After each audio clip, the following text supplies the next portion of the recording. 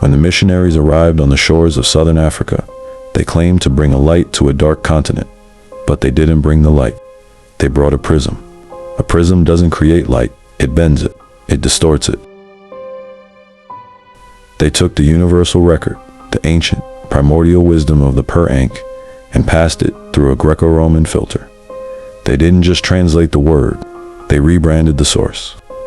This is the history of the ultimate plagiarism, where the root was African, but the label was made in Europe.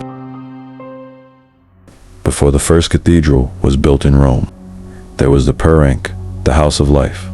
Here, science, medicine, and spirit were a single, undivided praxis. The Western fathers of philosophy, Plato, Pythagoras, and even the archetype of Moses were students here. They were apprentices to the African masters. But when the Roman prism was constructed, these African roots were severed. The missionaries brought back a localized, fragmented version of our own science and called it Christianity. They essentially brought us the branches of a tree whose roots were still buried in our own soil. The primary battleground was language. They engaged in a systematic campaign of spiritual devaluation, first seeking to belittle African names for the divine by casting them as minor deities or mere idols. When they encountered a name whose frequency held too much power over the soul of the people, such as uNkulunkulu, they did not discard it, they usurped it. By stripping the name of its original African essence and forcing it to serve as a synonym for their own Western version of God, they performed a linguistic hijacking intended to redirect our ancestral worship toward a foreign throne. In the African metaphysical tradition, to name a thing is to animate it. A name is a frequency. It is the vibration that calls a spirit into form. By renaming our concept of the Creator and His attributes, the missionaries were not merely translating, they were performing a surgical disconnection from the source. Isaiah Shembe and his successor, J.G. Shembe, engaged in a radical remembering of our lineage. They boldly declared that Moses was no foreign figure, but a prominent priest of Egypt, an African initiate trained within the sacred walls of the Ankh.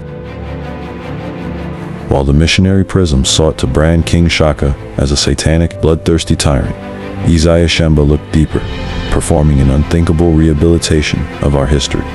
He revealed that King Shaka was, in fact, a messenger, dispatched on a divine mission to forge a singular nation from fragmented tribes. Both Isaiah and J.G. Shembe recognized the profound truth.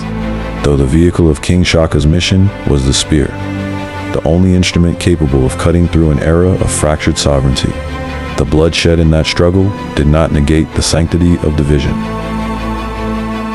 This was a divine mandate that Isaiah Shembe later sought to fulfill through King Solomon Ka Zulu, working to spiritually cleanse the royal bloodline and restore the nation to its primordial purpose, the return of the universal altar. The missionaries held up the Bible and said, "This is the only truth." Shembe looked at his people and said, "Read the people." To read the people was a directive to look beyond the ink of the paper gate and into the living manuscript of our own rituals, our laws, and our ancestral cultural practices. When we examine the lives and laws of the characters in the Bible, from their dietary restrictions and purification, rights to their profound ancestral reverence, we do not see a foreign history. We see our own reflection. We possess an inherent biological similarity to these ancient archetypes that the missionaries, bound by their Roman prism, could never claim. We are not adopting a foreign story.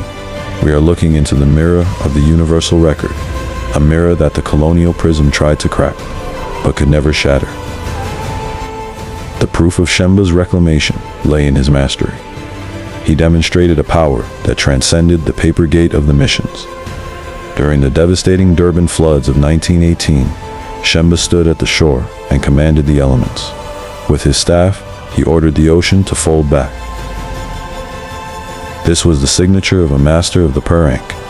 His command over the weather and his miraculous healings were the natural outputs of a man who had aligned his biological frequency with the universal record. The sacred dances, the white robes, the fasting, And the pilgrimages to the holy mountain and the holy city were not mere traditions. They were the high science of reconnection. To find the truth, Shembe taught that we must desert the distorted meanings offered by the missions. We must move past the colonial labels to find the original intent of the divine. We are not victims of a new religion. We are the heirs of a stolen science. The Great Reclamation is not about becoming more religious. It is about becoming more sovereign. Awake, Africans. The record is yours. I am the biological altar.